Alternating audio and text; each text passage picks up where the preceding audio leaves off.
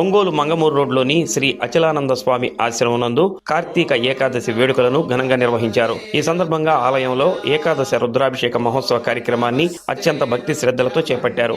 ఈ సందర్భంగా పరమేశ్వరునికి ఏకాదశి రుద్రాభిషేక కార్యక్రమాన్ని వైభవంగా నిర్వహించారు. సోదనగుండ కోటేశ్వరరావు, పద్మజ దంపతులు ఉభయదాతలుగా వ్యవహరించగా భక్తులు విశేషంగా పాల్గొని వారి యొక్క స్వహస్తాలతో పరమేశ్వరునికి అభిషేకం నిర్వహించారు. ప్రతి ఏటా కార్తీక మాస ఏకాదశి రోజున రుద్రాభిషేక మహోత్సవ కార్యక్రమాన్ని నిర్వహించడం జరుగుతుందని పరిపూర్ణ సిద్ధానంద స్వామి తెలిపారు. అచలానంద ఆశ్రమం ద్వారా పేద విద్యార్థులకు ఉచిత విద్యను అందించడం జరుగుతుందని ఆయన తెలిపారు. వారి యొక్క ఉన్నత విద్య కోసం దాతలు తమ సహకారాన్ని అందించాలని పరిపూర్ణ సిద్ధానంద స్వామి కోరారు. అనంతరం భక్తులకు అన్నదాన కార్యక్రమం చేపట్టారు.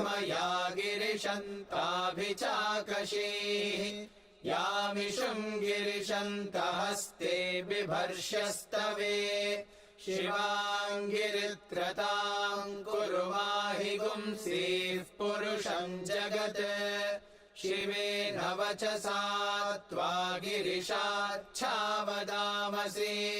यथा नः सर्वमिज्जगदयक्ष्मगुं सुमना असत् अध्यवोचदधिवक्ता प्रथमो दैव्योऽभिषक् अहीगुश्च सर्वान् जम्भयन् सर्वाश्च यातु धान्यः असौ यस्ताम्रो अरुण उत बभ्रुः सुमङ्गलः ये चेमागुं रुद्रा अभितो दिक्षुश्रिता सहस्रशो वैशागुं हेड ईमहे असव्यो वसर्पति नीलग्रीवो विलोहितः उतैनं गोपा अदृशन्नदृशन्नुदहार्यः उतैनं विश्वा भूतानि सदृष्टो मृडयातिनः नमो अस्तु नीलग्रीवाय सहस्राक्षाय मीढुषे अथो ये अस्य सत्त्वानो हन्तेभ्यो करन्नमः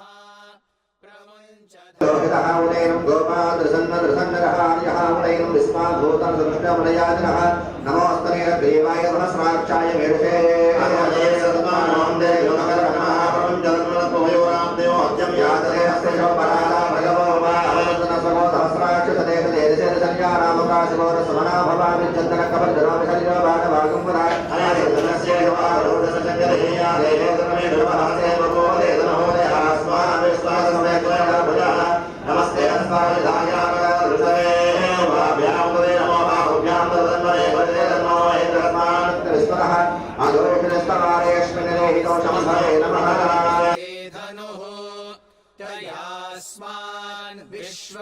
विश्वतस्त्वमयक्ष्मया परिभुजा नमस्ते अस्त्वायुधाय नादताय धृष्णवे उभाभ्यामुदते नमो बाहुभ्यां तव धन्वने परिते धन्वनो हेतिरस्मान् वृणक्तु विश्वतः अथो य इषुधिस्तवारे अस्मन्निधेहितम् नमस्ते अस्तु भगवन् विश्वेश्वराय महादेवाय त्र्यम्बकाय त्रिपुरान्तकाय त्रिकाग्निकालाय कालाग्निरुद्राय नीलकण्ठाय मृत्युञ्जयाय सर्वेश्वराय सदाशिवाय श्रीमन्महादेवाय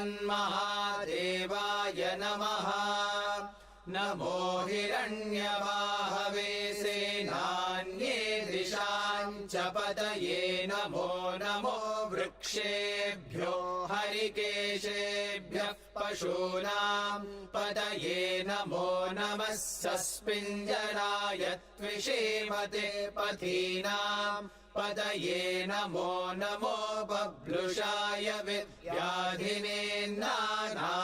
पतये नमो नमो हरिकेशायोपवीतिने पुष्टानाम् पतये नमो नमो भवस्य हेत्यै जगताम् पतये नमो नमो रुद्राय तथा विनेक्षेत्राणाम् पतये नमो नमः सूताय हन्त्याय वनानाम् पतये नमो नमो रोहिताय स्थपतये वृक्षाणाम् पतये नमो नमो मन्त्रिणे वाणिजाय कक्षाणाम् पतये नमो नमो भुवन्तये वारिवस्कृताय औषधीनाम् पतये नमो नम उच्चैर्घोषाय क्रन्दयते पत्तीनाम् पतये नमो नमः कृष्णवीताय धावते सत्त्वनाम् पतये नमः नमः सहमानाय निव्याधिन आव्याधिनीनाम् पतये नमो नमः ककुभाय निषङ्गिणे सेनानाम् पतये नमो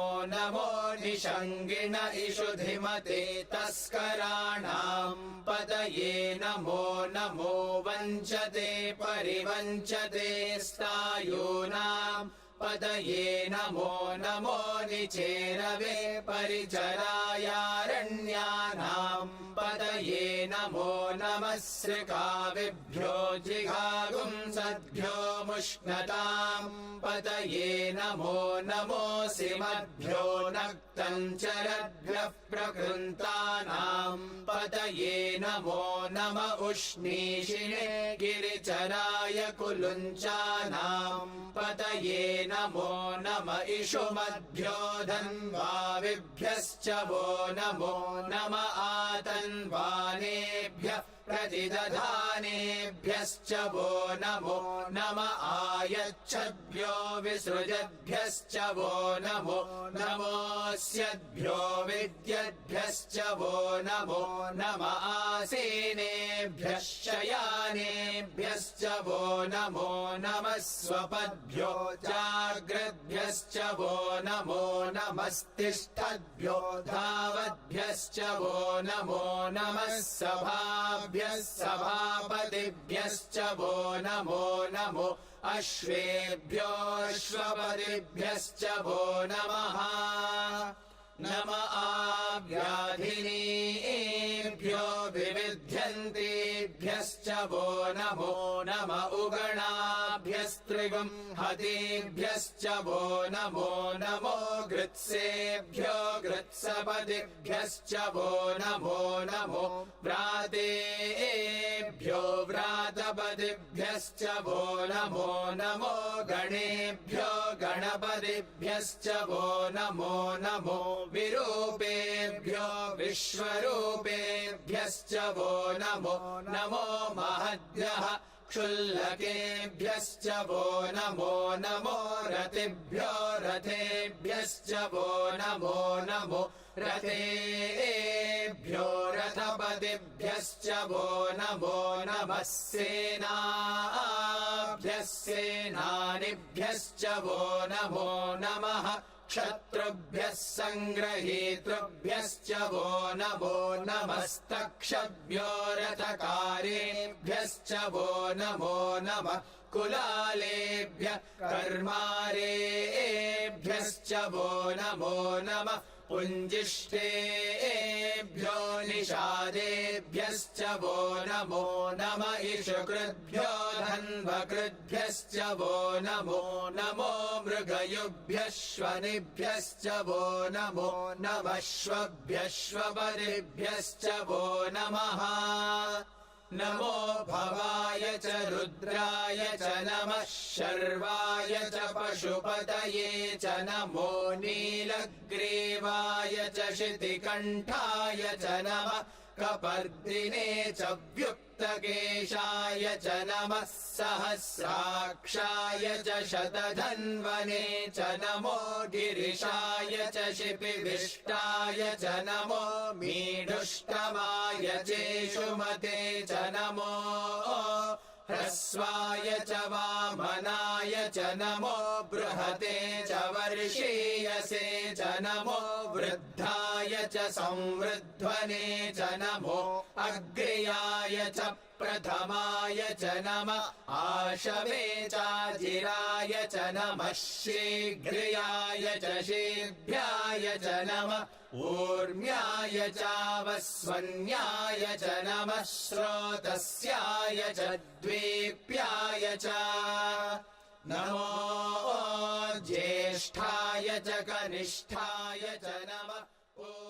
ఏకాదశి కార్తీక మాసం మన అచలానందాశ్రమంలో పరమశివునికి ఏకాదశి రుద్రాభిషేకం పూర్తయింది. ఇప్పుడే ప్రతి సంవత్సరం కార్తీక బహుళ ఏకాదశిలో మనం పరమశివుడికి ఏకాదశి రుద్రాభిషేకం చేస్తున్నాం.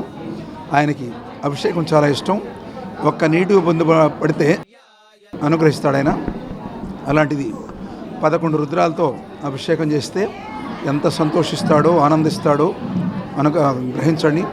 ఆ అనుగ్రహం లోకానికంతా జరగాలని, పాడి పంటలు, ఆయురారోగ్యాలు, ఐశ్వర్యాలు, భోగభాగ్యాలు అన్ని వర్గాల వాళ్ళకి, అన్ని వృత్తులు చేసుకునే వాళ్ళకి లభించాలనే ఉద్దేశంతో ఈ ఏకాదశి రుద్రాభిషేకం మనం చేయిస్తున్నాం. ఇది ప్రతి సంవత్సరం చేయిస్తున్నాం. పరమశివుడు బోలాశంకరుడు. ఆయన ఒక్క నీటి బిందువు పడిన ఆనందిస్తాడు. ఓం నమ శివాయ అన్న ఆనందిస్తాడు, శివ అన్న ఆనందిస్తాడు, శంకరానంద అన్న ఆనందిస్తాడు. ఆయన ఏ పేరుతో పిలిచినా పలుకుతాడు, అందరినీ అనుగ్రహిస్తాడు. శంకరుడు శ్మశానవాసి. ఒక మాట చెప్తాను వినండి. పార్వతి ఆయన అడిగిందట, శివ ఏమయ్యా ఎందుకు ఎప్పుడు శ్మశానంలో నిలబడతామని అడిగాట. పార్వతి, బంధువులు దాయాలతో మెలిగినటువంటి వ్యక్తి ఆ దేహాన్ని వదిలేసిన తర్వాత అతని వెంట ఎవరు రారు, ఇక్కడ ఒంటరిగా ఉండలేడని అతనికి తోడుగా నేను ఉంటున్నానని చెప్పాడట. చూసారా, శ్మశానంలో నిత్యము నిలబడి ఉండి దేహాన్ని వదిలేసిన తర్వాత వచ్చే జీవులను అనుగ్రహించడానికి ఆయన శ్మశానం నుండి మనల్ని అనుగ్రహిస్తున్నాడు. మరణానంతరం మనకు అనుగ్రహించేవాడు శివుడు ఒక్కడే. ఆయనే అనుగ్రహిస్తాడు, కర్మని తీసేస్తాడు, అన్ని రకాల అనుగ్రహాలు ఇస్తాడు. అలాంటి పరమశివుడికి మనం అభిషేకం చేసుకుంటే మరణ సమయంలో కూడా వ్యధలేనటువంటి సునాయాస మరణం లభిస్తుంది, ఆయన అనుగ్రహం లభిస్తుంది. మరణం ఆసనమయ్యే వరకు సంపూర్ణ ఆరోగ్యం లభిస్తుంది. ఆయుష్, ఆరోగ్యం, ఐశ్వర్యం, భోగభాగ్యాలు అన్నీ ఇస్తాడు.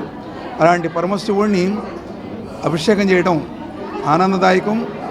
అందరికీ కూడా ఆరోగ్యం అన్నీ ఇస్తాడు. ఈ లోకానికి అందరికీ ఇవన్నీ లభించాలనే ఉద్దేశంతో మనం యొక్క అభిషేకం చేస్తున్నాం. ఈ అభిషేక ఫలం అందరికీ లభించాలని, అందరినీ పరమశివుడు అనుగ్రహించాలని, ఆ అనుగ్రహం సర్వజీవులకి సర్వులకి లభించాలని ప్రార్థిస్తూ శ్రీ గురుభ్యో నమః. ఓం ప్రశాంత్. ఈ రుద్రాభిషేకం సోదనకొండ కోటేశ్వరరావు గారు అంటే బుజ్జి గారు పద్మజ దంపతుల చేసి జరగబడింది. ప్రతి సంవత్సరం వీరి చేత నిర్వహించబడుతుంది. ఈ కార్యక్రమాన్ని ప్రతి సంవత్సరం చేయడానికి వారు నిర్ణయించుకున్నారు. ప్రతి సంవత్సరం చేస్తున్నాము. ఇప్పుడు వచ్చిన భక్తులందరికీ భోజన ప్రసాదాలు వితరణ కూడా జరిగింది. ఈ అభిషేకము, భోజన ప్రసాదాలు, ఈ ఖర్చులు మొత్తం కూడా వారే భరించి చేస్తున్నారు. ప్రతి నెల ఆశ్రమానికి వారు కొంత ధనం సమర్పిస్తున్నారు. అచలానంద ఆశ్రమాన్ని నడిపించడంలో కోటేశ్వరరావు గారు ప్రథమ పాత్ర వహిస్తున్నారు. వారు ధార్మిక బుద్ధి కలిగినటువంటి వారు. వారి యొక్క భావజాలం అందరికీ ఉపయోగపడాలని వారి యొక్క ధాతృత్వంతో ఈ కార్యక్రమాలు జరుగుతున్నాయి. ఈ ఏకాదశి రుద్రాభిషేకమే కాదు, శ్రీ వీరబ్రహ్మేంద్ర స్వామి వారి యొక్క ఆరాధన, గోవిందమాంబ మహాదేవికి నవరాత్రి మహోత్సవాలు, ఆశ్రమంలో జరిగే ప్రతి విశేష కార్యక్రమాలు కూడా వారి యొక్క విస్తృతమైన సహకారంతో ఈ కార్యక్రమాలు నడుస్తున్నాయి. వారికి, వారి కుటుంబానికి ఆయుష్, ఆరోగ్యం, ఐశ్వర్యం, భోగభాగ్యం, సుఖ సంతోషాలు కావాలి. అలాగే సర్వజీవులకి సర్వులకి ఆయుర్వేద ఐశ్వర్య భోగభాగ్యాలు పరమశివుడు వీరబ్రహ్మేంద్రుడు అందించాలని ప్రార్థిస్తూ శ్రీ గురుభ్యో నమః. ఓం ప్రశాంత్. सव्याय च रजस्याय च नमः शुष्क्याय च हरित्याय च नमो लोप्याय चोलप्याय च नमः ऊर्व्याय च सूर्म्याय च नमः पर्ण्याय च पर्णशद्याय च नमो पगुरमाणाय चाभिघ्नते च नमः आखिदते च प्रखिदते च नमो वक्किरिकेभ्यो देवानागुं हृदयेभ्यो नमो विक्षीणकेभ्यो नमो विचिन्वत्केभ्यो नम आनिर्हतेभ्यो नम आमीभत्केभ्यः द्रापे अन्धसस्पते दरिद्रन्नीललोहिता येषाम् पुरुषाणामेषाम् पशूनाम् मा भेर्मा रोमो येषाम् किञ्चनाममत् या ते रुद्रशिवा तनो शिवा विश्वाह भेषजी शिवा रुद्रस्य भेषजी तया नो मृडजीवसे इमागुम् रुद्राय तवसे कपर्दिने क्षयद्वीराय प्रभरामहे मतिम् यथा नः शमसद्विपदे चतुष्पदे विश्वम् पुष्टम् ग्रामे अस्मिन्ननातुरम्